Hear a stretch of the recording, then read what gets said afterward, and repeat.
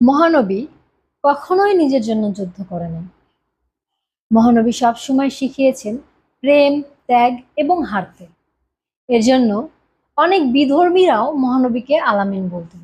অনেক বিধর্মীরাও মহানবীর কাছে নিজস্ব ধন সম্পদ জমা রাখতেন। আর আমার ধর্মের মানুষ আমাকে কখনো আলামিন বলবে না, আর আমাকে বিশ্বাসও করবে না। আর যেসব যুদ্ধের কথা আমরা পাই, সেই সব আমাদের জন্য শিক্ষা। অস্ত্রের মাধ্যমে যুদ্ধ করে জয়লাভ করা খুবই সহজ, কিন্তু নিজের সঙ্গে যুদ্ধ করে জয়লাভ করা খুবই কঠিন। আর এটাই হচ্ছে জেহাদে আকবর। আপনারা দেখেন, ইমাম হোসাইন বাবা, তাকে ইয়াজিদ যুদ্ধে পরাজিত করবে এমন কোনো ক্ষমতা তার কাছে ছিল না। সে স্বইচ্ছায় পরাজিত হয়েছেন এবং পুরা বিশ্ববাসীকে এটা চোখে আঙুল দিয়ে দেখিয়ে দিয়ে গেছেন আসল নকলের পার্থক্য।